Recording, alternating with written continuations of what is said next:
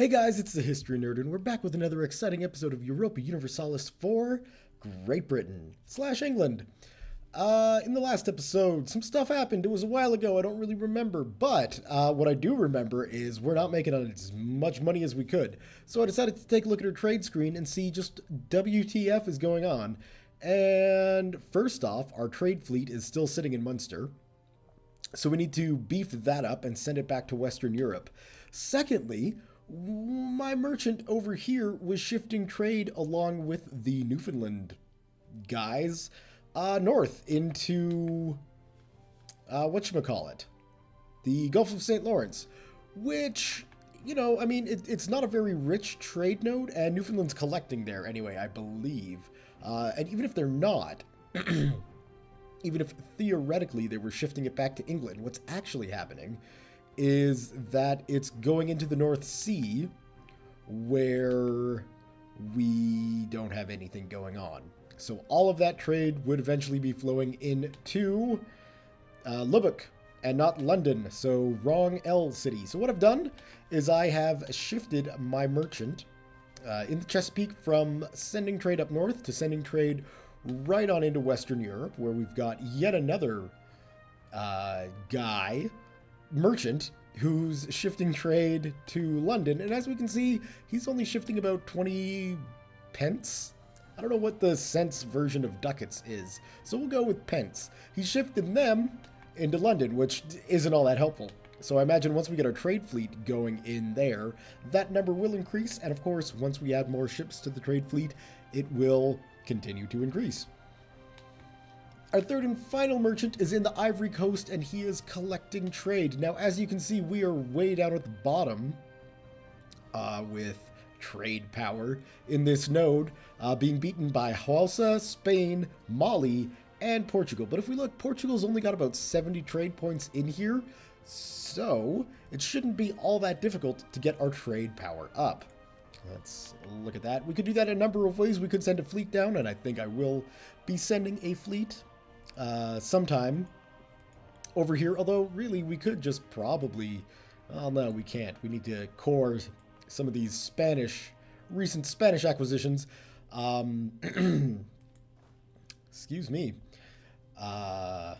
Really, are they both going there? Because I'm thinking, I know why that's happening. It's so we can make sure that no Castilian patriots rise up. Anyway, with a little fleet here and some more improved trade buildings, should get us, I mean, you can see these trade buildings, they don't get us a lot of power. So what? We're looking at a couple. Like, sure, we can build them and it would increase, but getting a fleet down there is going to be the easiest way to do that. And then over in India, we got nothing going on. Let's go back to the trade view because, oh no, we do. We've got, Alexander Northumberland, who is collecting trade here. He's been here for a very long time. Possibly part of the reason why this area stayed English and Protestant, I'm going to put down to the Northumberland family and their wonderful mercantile connections in India. So cheers to you guys. Went classy today. Got myself some Perrier. Oh yeah, French water. So, obviously, India's going to need a fleet as well, and we could look at, perhaps attempting to boost up the trade power with buildings, but the problem with India is that there are a lot more Portuguese, Ottomans, these people have a lot more power. So we're going to have to counteract that with fleets and buildings. So it's going to be a building episode. And then further east, there's nothing going on. We've got a total of 3 merchants. So that's about as best as I can do. And I'm going off information that I've learned, I'll admit it, a while ago. And I'm rusty. So bear with me while I fuddle my way through this. But I think we could get our financial woes fixed before the end of the game. Which, again, it isn't that far off, but we should be able to get some money rolling in quicker than, later. Sooner than later. That's the way to put it. However, right now we're building a bunch of transport ships, and I'm trying for the life of me to remember why. Ah, that would be why. We need transport ships in the Royal Navy. My voice gave out there. We need transport ships in the Royal Navy so we can shuttle people around with our big fleet. That's the plan anyway. If we check this, we can still build a lot of ships. So we're nowhere near hitting that force limit. And we're getting close to our infantry force limit, which is good. You know, we can get... basically what I'm going to do is I'm going to take the Royal Marines, send them back to Crete, and then... I guess I could split this up. Well, I'm okay leaving 30,000 troops in India. That's a good number for defense. It's about half of what we use to attack, and we know we can take on those Indian troops. So, theoretically, that should keep us safe, and we can boost up the Royal Marines with, you know, some more infantry and artillery. So maybe I'll just get another 7-3 stack on the go for them. But before that happens, obviously we're going to be using the Indian fleet to bring them home to Crete, and then sending the India fleet back to India, where I just might, now that we got all this pretty much Protestantized, except for this last region, once this last region turns, I'll build a couple of light ships over here just to add to the Indian fleet, because not only does it have 3-deckers and transports, but it also has light ships, so we can use that to steer trade. And with the heavy ships there, it should be fairly difficult for anybody to actually knock out that trade fleet. The same cannot be said, however, for the Channel Squadron, because, you know, these are just heavy frigates. So that's funny. We've got the Elizabeth, and then we were running short of names later on, so we have the Great Elizabeth. I hope there's also the Grand Elizabeth, etc., etc. Anyway, that guy's going to go protect trade. We got some possible revolts, but I'm not that concerned about those. Troops in foreign territory, that's fine. Let's take a look at some of our ideas. We could get experienced diplomats and then competitive merchants, which would be helpful. So let's do that. At least I think that was the right decision. We should be doing pretty well on technology now. And it appears that we are. Administrative is the only one, and I think that's where I dumped. Nope, that's diplomatic. We're looking good. We're not quite at the Enlightenment yet. We're a little bit away, but we'll be getting that last idea tree sooner than later. So I think we can go ahead and unpause the game and just see where these adventures take us. A new governor in Newfoundland.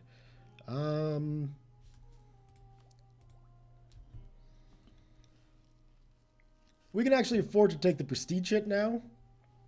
Realizing, of course, that it's always better to have as much prestige as possible. And, of course, we are going to be losing some. We've got some uncontested cores. I'm not sure where. Possibly up in here. And I really should have read that pop up because... Oh, okay. I don't care about these guys. Although I was at one point attempting to... Well, they are a protectorate of mine, so whatever. You don't want to be our allies? That's fine. It's weird, but it's fine. Guessing protectorate of Spain? I would guess correctly on that. All right, so that's kind of the plan for the episode. A surge of requests for ships by various people has led to a surge in demand for shipping from various sources, increasing the time and cost of ships.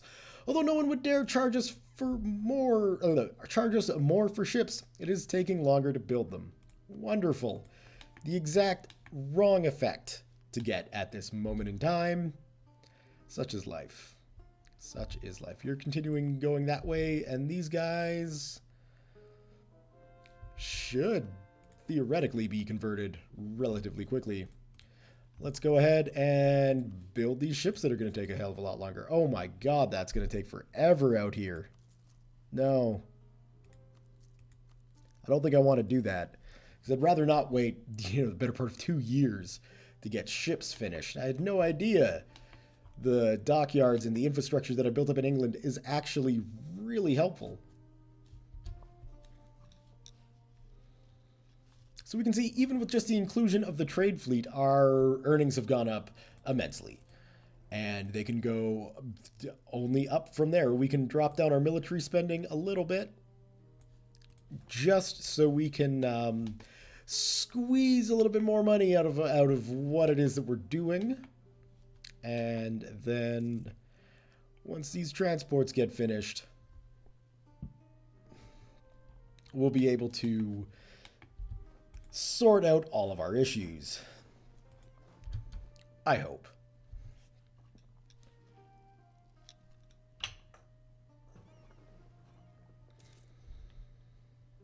All right, let's send you back to Crete. There we go. Nice zoom in on that beautiful island. And let's see how these ships are looking. Looking pretty good. Getting done.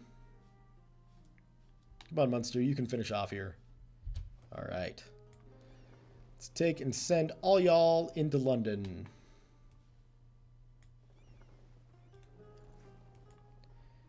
There we go. There we go. There we go. And there we go.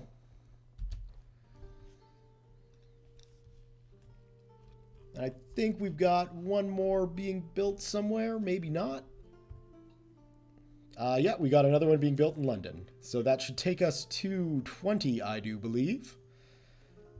We'll just see a new governor in Cuba. How's Cuba looking? Cuba is looking like we can keep Edward Blake. Because I'm not that concerned about a Cuban Revolutionary War. Really? I don't think we'll have much of a problem fighting these guys off. It's touch and go with our military spending that low. But hey, you know what? We're winning it. After putting in some effort in communicating with his peers, the hard work of King William IV has paid off. Our diplomatic standing has increased thanks to his silky tongue. I'll drink to that. All right, he can always be trusted. That's wonderful. Better relations over time. I likes it. Not back in Crete yet. All right, let's take a look at this. And we are almost at 20. I would imagine we're now at 20. There we go. Look at that. Simple. Simple, simple. So next up, we are going to build some heavy frigates, which are going to take even a bit more time, but, you know, less time than in India, which is good. And, I mean, really, we can probably do to have all of those go and join the fleet that's out here. I doubt that many ships is going to be overkill, but we'll see. And then the next round of light ships, what I can do is send them down to Crete. Or even, because I do need to increase the Cretan garrison, I could, once the Indian fleet is done offloading the Royal Marines, send them back, have them wait around, pick up in fact, I could even take these light ships, put them in the Indian fleet, build 10 units, send those guys back down to Crete, drop off the 10, send the fleet back to India, start doing the training thing, or the trading thing, then just build a whole other schwack of frigates and send them to the Western Europe trade node, which I think is what I'm going to do. His body has been draped, by whom you do not know, in a white cloth now stained red by his lost vitae. They say he was found by his horse in a clearing in the woods. You know the place they speak of. His face is calm, almost serene. You reach out to touch him. The terrible reality of the situation dawns on you. The cold you feel is that of death. Sorrow overtakes you. Oh well. Well, we're gonna go with the sorrow. I mean, we don't need to lose that much prestige. Poor Frederick Wilhelm. Sorrow overtakes me. We don't have an heir. Oh no! We should have an heir soon.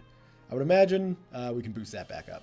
In fact, we can boost it up again. Why not? Let's blow that administrative points on wonderful things like stability. No, I want the fleet. There we go. And we'll send you, I don't know, Glamorgan. That always seems to be a good port to send things to. We did go there, right? There we go.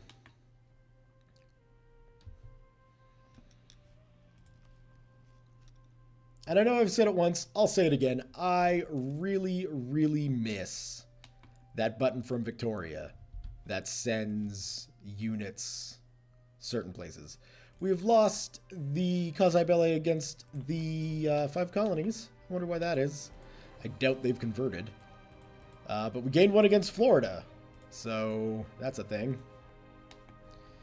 How's this guy doing? We're doing fine there. We can get rid of that window.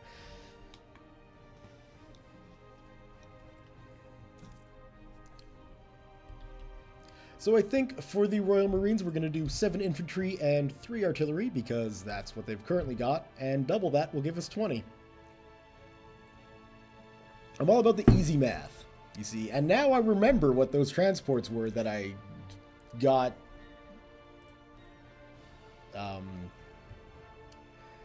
attached to the home fleet. That was supposed to be the basis of the Mediterranean fleet. Now I'm remembering things.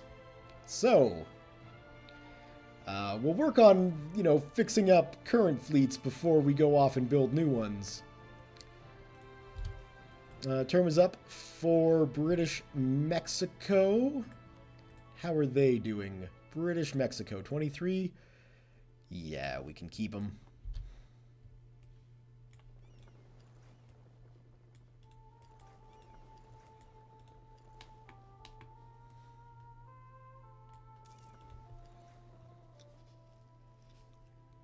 I've got to say, just from a design perspective, I'm not sure what exactly is the deal with losing prestige for replacing somebody. I don't really get that.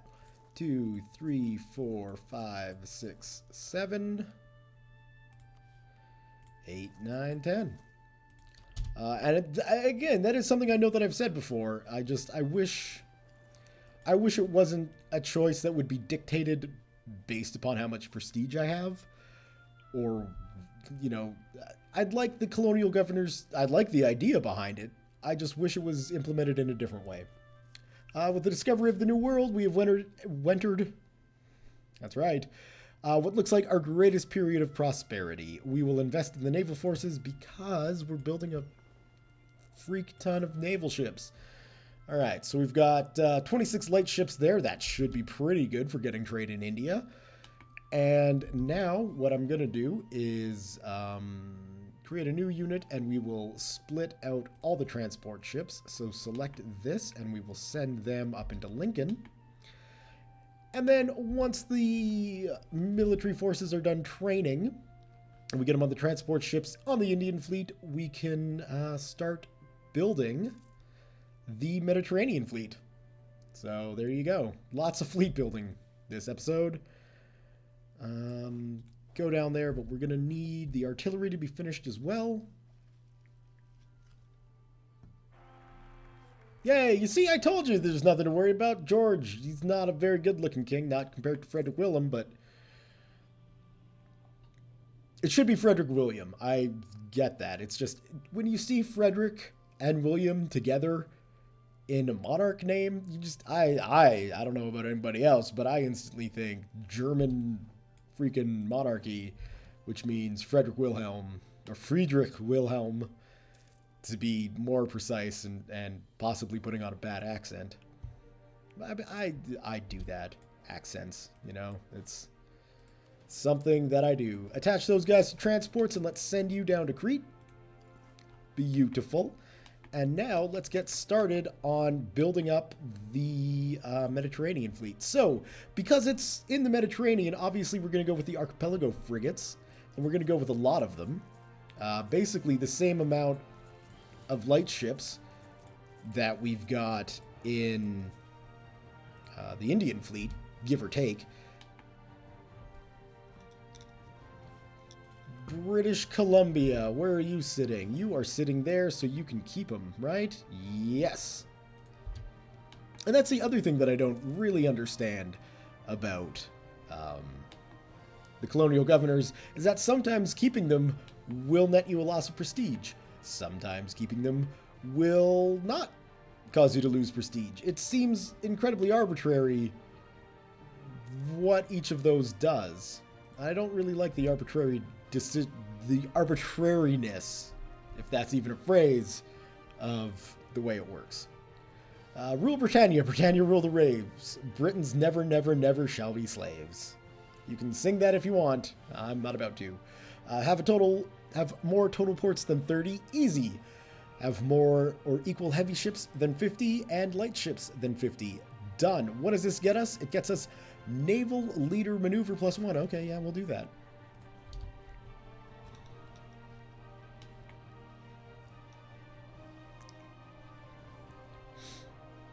Those poor archipelago frigates are going to take a while. That's fine.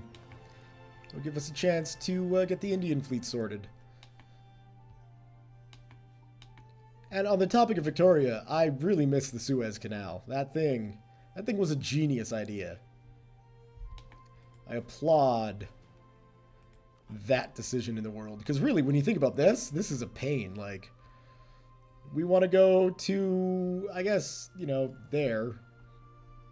Ignoring the fact that we decide to take a very long detour around the entire coast of, well, basically Saudi Arabia, Persia, and India.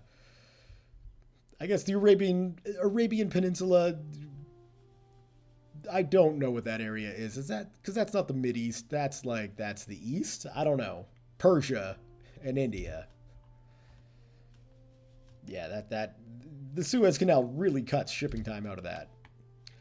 We've improved relations with Oyo. Why were we doing that? Oh, right, to anger the Spanish. Now I remember. Okay, so establish a protectorate then. Perfect. We'll recall our diplomat. Suck on that, geopolitical games, Spain. All right, we've almost got the newly captured Spanish colonies taken care of, which is good because then we can push in to these last two areas. Of course, we've lost the colonial conquest against Oyo. They're our friends. Why would we want to attack these wonderful grain dealers? It's certainly not going to net us any money, so we'll roll like that. And let us rename this to the Med Fleet. Why Med Fleet? Because it's easier to type than Mediterranean. We also need a fleet up in here too, don't we? Yeah. How much do we need here? We don't need that much, right? Because Portugal's got 100 and we've got 30. So we need to make up 60, and each trade ship is worth 6. So we need about 10. We'll put 12 frigates just to be on the safe side. And because I like to overspend sometime. That's just what I do. We can start getting these guys up into the Mediterranean fleet.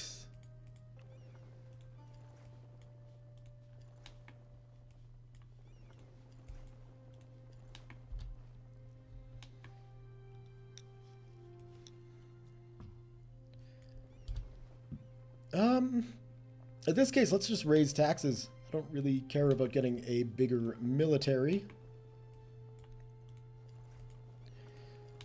Plus, our manpower needs are pretty well met, to be honest.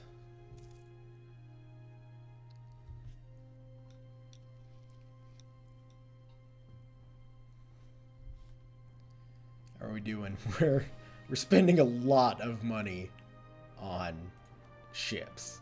This is basically what's happening. Our naval budget is going through the roof. But that's okay. We need them. Right? Alright, let's go easy on the heavy ships. We've got 14 archipelago frigates. I don't like that number, but we'll stick with it for now. We'll go 1, 2, 3. Actually, no. Let's do this smart. Let's think this through.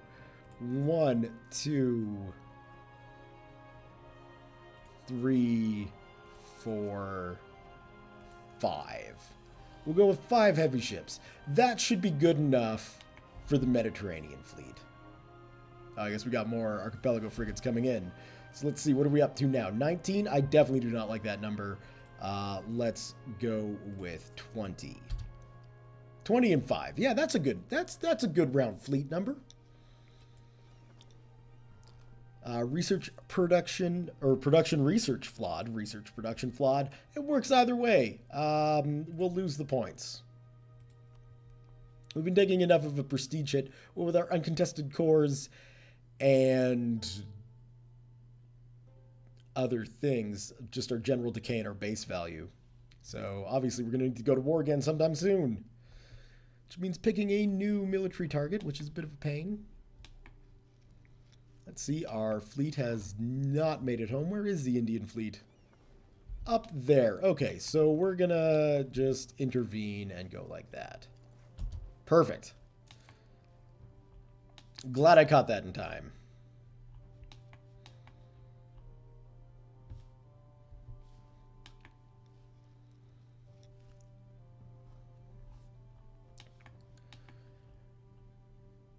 Almost there. We'll let them do their repair thing and then onwards and upwards with protecting trade in the region. So we got 27 light ships. That should give us a nice boost to our trade power in the region. It might not put us over and above Portugal, but we can take a look at that later. In the meantime, in between time, let's check this, and we are nowhere near matching the Spanish trade power of over 1,000, which is insane. Yeah, you can see, because we're the only ones diverting to England, right? So, like, going out to Antwerp, we've got the Netherlands, we've got Burgundy, we've got Bar, and we've got Liege. Going to Bordeaux, we've got France, but this is like France's main trade node. And then going down to the Iberian Peninsula, we got Spain, we got Portugal, and we got Algiers. So we got a lot of work to do to try and shift enough out of that zone. Basically, we're going to need a big-ass fleet there. And everything else, like you see, we're making 21 gold leave, which is great if we could collect it, which we can't. So, I mean, a little part of me is like, well, why don't we just collect it here? Because I think it makes more sense to ship it out. Mercantilism, damn it. It's not like over in India or up in Africa where we don't have a choice. We can very easily influence trade in this region to get it to be where we want it to be.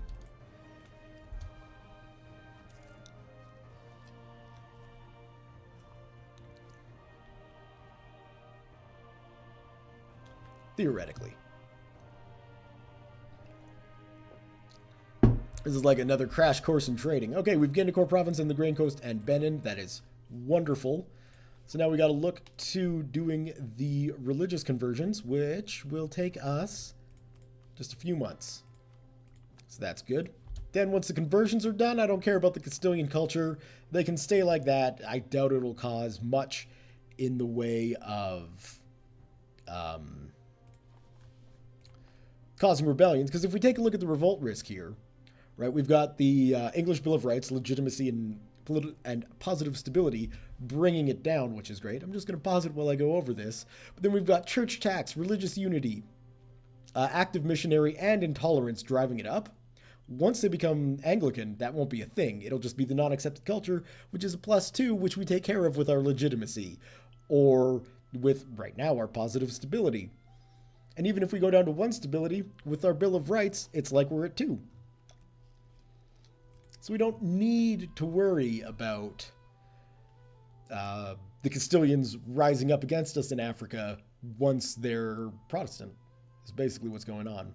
So we've got a new military tech, defense in depth, and it looks like we're going to be upgrading wholesale all of our military forces. So that's exciting. Let's go take a look at what we can make. So we've got the square infantry. During the War of Austrian Succession, Austria was facing a serious defeat. Silesia had already been lost to Prussia, and total defeat was not far away. In order to help turn the tide of battle, irregular units from the military frontier were brought up to the main battlefields to help the hard-pressed imperial armies. The loose order of infantry was revolutionary on the European battlefield. However, there were those that totally rejected the skirmish concept and went for the rigid linear tactics. Christian square infantry due to the formation they assumed when defending against cavalry. These were tightly disciplined units trained to fire their muskets at a high rate and fire by platoon, which meant that rather than use the single volley and reload style during combat, these units would always have a platoon discharging their muskets. The deadly ripple fire could break any assault. However, rigid linear tactics made these units less mobile and more defensive. Or, we've got the impulse infantry. The first, 4 or 5 sentences in this are exactly the same, so I'm just going to go with the new sentences. The most extreme solution was the impulse warfare unit. These units put forward a cloud of skirmishers whose constant sniping would disorder and demoralize the enemy before the mass charge of columned infantry would deliver the coup de grace. I'm thinking square infantry. Because I like the sound of that. And, it doesn't really matter because next turn we're going to be going for the super cool infantry, which is what I'm excited about. So let's go with square. Let's take a look at our cavalry options now. As cavalry became more specialized, the hussar started to evolve. The hussar unit became less like the Polish hussar that had first entered European warfare and more like the Hungarian original. The ability of the light and mobile troops to find the enemy, harass them, overrun their artillery positions, and when they were beaten, pursue them. Seems like that kind of ended. There needs to be another sentence there to just wind it up. The first Uhlans were created in the early 18th century. They were used primarily for reconnaissance for the more heavily armored cavalry, as well as being assigned to skirmishers. Later on in the 18th century, they became an essential part of the military structure due to the light armor making them fast and agile on the battlefield, and for their high shock value against their enemies, which in some cases turned the tides in battles. The Uhlans were good alternatives to large infantry armies, as they were not only heavy-hitting, but also more cost-effective. This allowed smaller nations with less manpower to actually put up an effective fight, as armies on foot were always slower compared to their mounted counterparts. Or the carabiners. The carabiners first came into being in the 16th century and were a type of heavy cavalry that had many things in common with cuirassiers. They also wore protective armor, though slightly less than a cuirassier. The main difference between them was their armament. Carabiners' main weapon was the carbine, sometimes also called the arquebus, a short wheel-lock handgun. In addition to the carbine, they were also armed with pistols and swords. Taking a look at the stats, we kind of want infantry to be good on shock, so that's making it look like the Uhlans might not be a bad bet, but shock and fire is always good, plus we've got the morale, which is just generally good all around. I think I'm going to go with the carabiners. And then finally, the Royal Mortar. Or in this case, the Flying Battery. A strategy heavily focused on speed and mobility, the artillery would move to one point on the battlefield, lay their charges, and then quickly relocate to the next point in rapid succession. We don't have a choice, so that's what we're going with. Alright, so our militaries are all new up, but they're in the same old uniforms, so nothing really all that exciting going on there. See if we can't get this fleet to start protecting trade in Ceylon.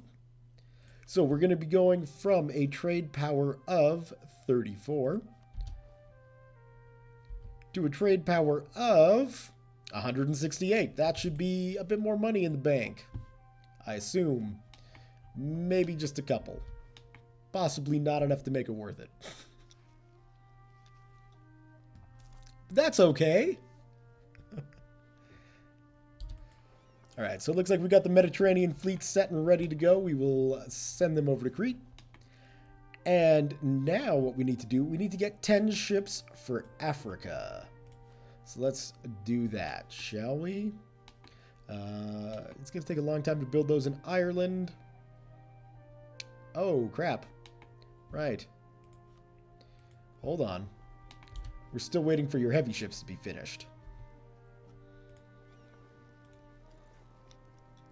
Can't forget about the capital ships in a fleet. My word, what would happen when war happens?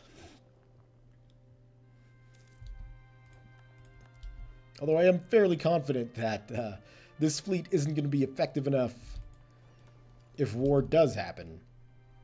So hopefully, if we wind up fighting in the Mediterranean, we can get the Royal Navy down there to assist. with their 55 triple-decker ships. That should be able to give us enough of a fighting force with a screen of 20 archipelago frigates to at least put up a good fight. If not, you know, a full-on victory for England. So we're going to need 10 frigates.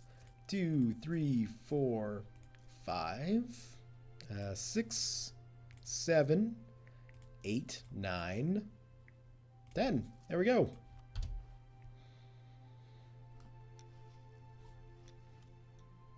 Well, I don't know what happened, but we started making some serious money. So I'm okay with that. That must be the Indian trade, I'm guessing. Let's go take a look. Maybe Portugal saw what we're doing. You're like, whoa, we're getting out of this. It's doubtful.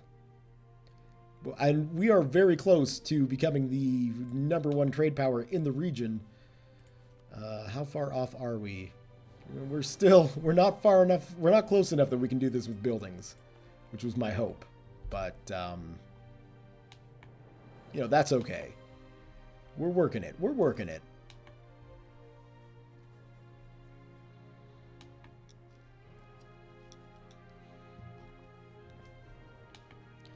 And how bad are things looking here? Oh, this is where, for some reason, Spain is out. Why is that? Ah, they're at war with France, the Papal States, Mantua, Netherlands, Liege, Dutch Peru, and California. Spain. That's Spain and Florida. They're Spain. Castilian West Indies, Castilian Brazil, Castilian La Plata, New Spain, Castilian Louisiana, Castilian Peru, Portugal, and Kilwa. All right, so California. Oh, California is Dutch. That makes sense. Oh, look at that. They Spanish Alaska. Who would have seen that coming? Are we able? We're not.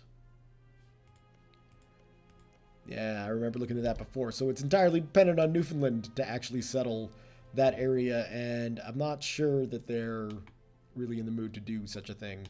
It's too bad. We can invest in a new idea. What idea is that? Expansion ideas, you say. Really?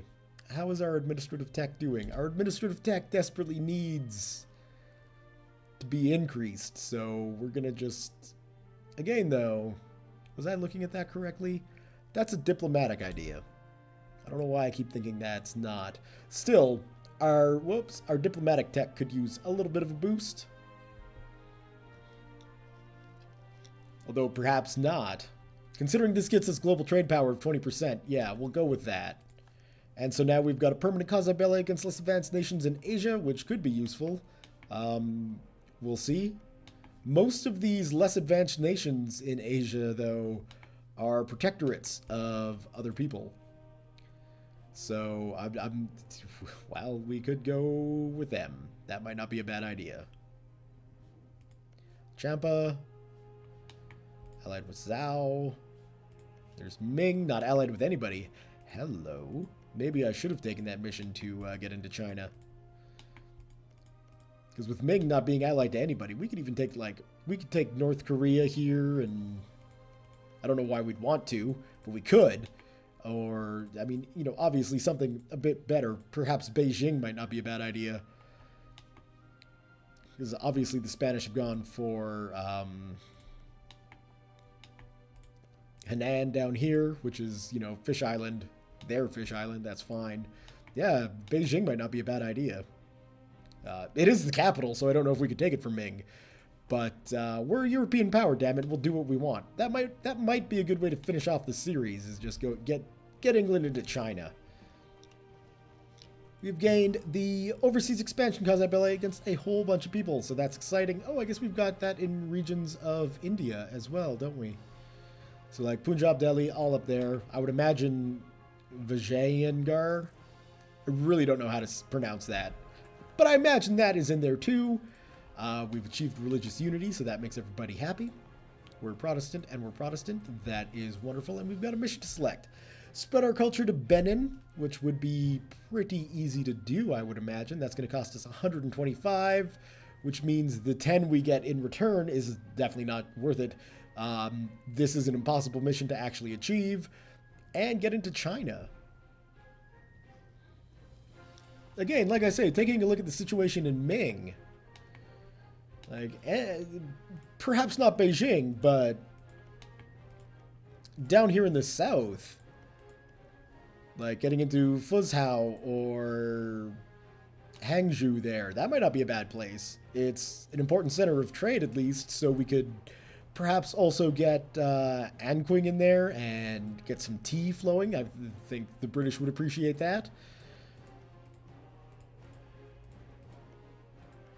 It looks like about the only tea province we'd be able to take from Ming. In fact, Ming isn't really looking like a great place to go, but, you know, they haven't been invaded by Western powers yet. So that's basically why I'm looking at it. You know, and it's tough to tell where Ming ends and Muscovy begins, I guess. Or not Ming. Zhao. There it is. Wow. Muscovy has come a long way south. That is impressive. And they've managed to... Let me just take a look at this. Wow. Well done. That's a lot of Orthodox Chinese people. I guess specific... And in this case, a lot of Orthodox Russians this far south. Okay, well, yeah, I'm thinking Ming or Zhao, one of those two. We'll see, but I'm definitely going to be taking that mission. Get into China. That sounds like a great idea. We have a lot of quasi-bellies or claims on lands that we don't own. That is, of course, to be expected.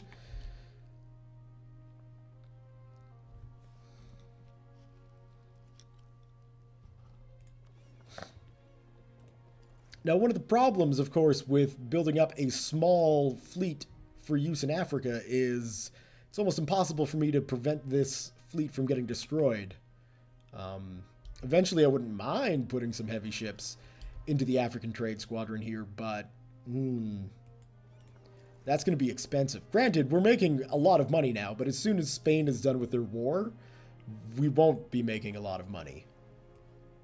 And, I mean, yeah, granted, I can go ahead and do my best to increase my trade power in this node here, but with Spain throwing, you know, over 1,000 trade power into that, man, that is a lot. That is a lot of light ships that I would need to... It's a lot of light ships that I would need to build. Let's send you down to the Gold Coast. Oh, and well, I'm thinking about it. Let's move you up there and you up there, because we should have at least 2 colonists who aren't doing anything. So let's finish that off.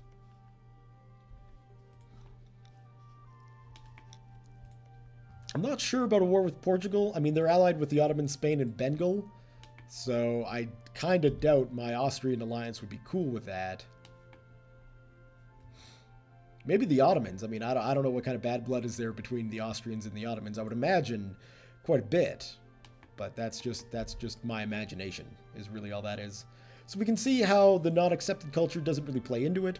Sure, they got the church tax and the advancement of true religion, but, you know, it's nowhere near as bad as when these guys were Catholic. So we're doing fine there. One of our merchants abroad has returned home as a pauper, losing every single ducat. He just couldn't make it. No, we're going to have to spend some stuff on him, because basically I don't want to deal with the micro of having to send another merchant in a couple of days. Just knowing what I know about that trade node, I'm going to try and get as many frigates as I can set up there. It won't be enough to put a dent into what the Spanish are able to pull off, but it might be enough to just sort of improve things a little bit. And it actually looks like France might not be doing as well against the Spanish as we would imagine, which is a shame. Of course, if I was able to beat France, you know, let's face it, anybody can beat France.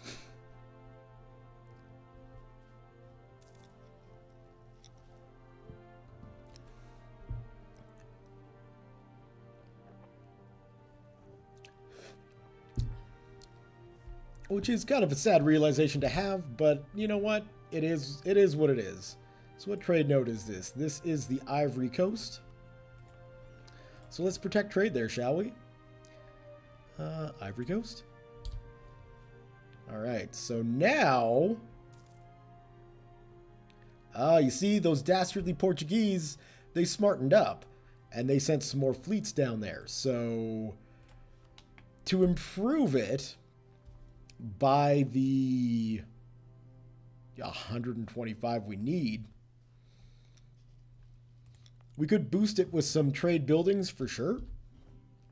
Diplomatic candidate. But more ships would probably also be beneficial.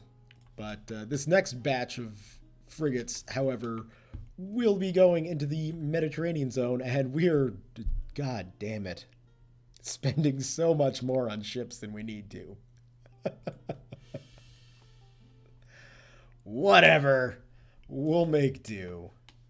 We'll survive. I just have to get gamey and figure out a way to get France to declare war on Spain continually. Or, hell, Spain wants to threaten my trade? Look, you're in really no position right now to be making ridiculous demands like that. Religious ideas? That's administrative. No. Well, what would that get us? Tolerance of heretics +2 and better relations over time at 50%. But I'd like to get that tech. We need to get the new plow. Because it's kind of embarrassing to be behind in plow tech. People tend to talk about that, you know. It's like, oh, look at those poor English farmers. They're not plowing effectively.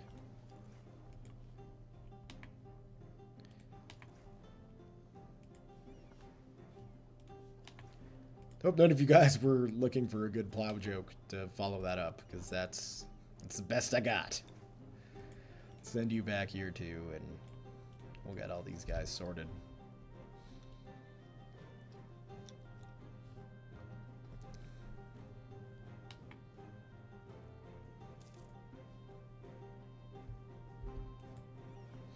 All right, 45 light ships. That should be good. Good God. Okay. Western Europe. Orko, what are you talking about? I take everything to the extreme. I don't take anything to the extreme. I do need to figure out how I can get my freaking naval force limits up. Now, I can see buildings in 8 provinces giving me a plus something. So let's take a look at which dockyard it is. Shipyards. Okay, so we're going to build a bunch of shipyards. And why can't you build shipyards? Because you don't have dry docks. So let's build a bunch of dry docks. There we go.